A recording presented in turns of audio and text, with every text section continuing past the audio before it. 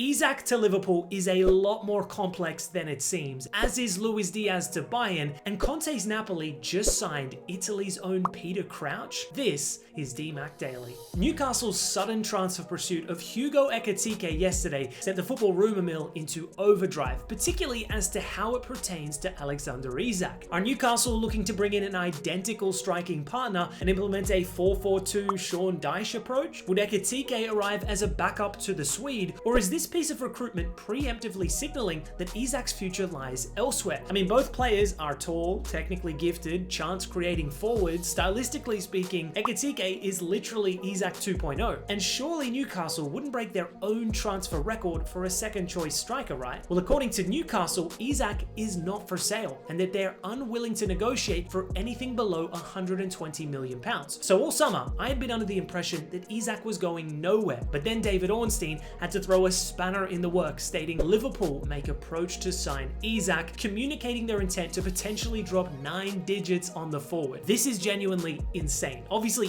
Isak would upgrade Liverpool's front four tremendously. He's already one of the best strikers in the world. Prior to this season, I could have never imagined Liverpool dropping over 100 mil for a global superstar, but then Wirtz's transfer happened. It appears they're finally making use of that Coutinho money. But all jokes aside, I am still of the belief that Newcastle aren't going to sell Isak anytime soon. Remember, they're competing on 4 fronts this season. They've indicated multiple times he's not for sale, and his contract runs till 2028. They can still generate a massive transfer fee in 12 months' time. Even in the hypothetical scenario that Liverpool offer preposterous money, they'll still be extremely hesitant to accept. The only problem with this unyielding approach, however, is that Liverpool could simply turn their attention to another striker option, Hugo Ekitike. That's right, according to Sky Sports, Liverpool are now expected to rival Newcastle for the French forward in the case that they can't land Isak. But that's not all, as Sky Sports Germany are now reporting Manchester United have entered the race for Ekitike. Who invited Lil Bro to the function? Maybe now Eintracht Frankfurt will have their 100 mil evaluation met after all. What a complicated mess of a transfer saga. Speaking of complicated transfer sagas involving Liverpool, the Luis Diaz situation is heating up. The Colombian winger, coming off of his most prolific campaign in a red shirt, has picked up 2 notable admirers in Barcelona and Bayern Munich. Both clubs inquired about the winger, but were met with the same response: he's not for sale. Bayern have since submitted a formal proposal for 67.5 million euros. This deal was swiftly rejected. Diaz is seen as an integral member of Liverpool's squad, valuing the 29-year-old at around 100 mil. That being said, it's believed the Colombian is desperate to depart. For context, Diaz is currently paid 55 grand a week, which, don't get me wrong, is still crazy money to us normal folks, but compare that to Chiesa, for instance, who earns almost 3 times that amount. Surely Diaz is entitled to a better deal. Liverpool, however, are in no rush to renew his contract, considering he still has 2 years left and is 29. Bayern are clearly desperate to improve in the left wing department and are willing to pay a pretty penny to get Diaz, but anything above 80 mil just seems overly steep in my opinion. With all that said, I'm curious as to how Liverpool's squad shapes up this season. Diaz's imminent future is unclear, but it's also anticipated that Chiesa, Nunez, and maybe even Elliott will depart shortly too. Liverpool's recruitment team have some big decisions to make. We also just found out today that Nunez's deal with Napoli has collapsed, with the Scudetto winners opting for Udinese's Lorenzo Luca instead in an initial €9 million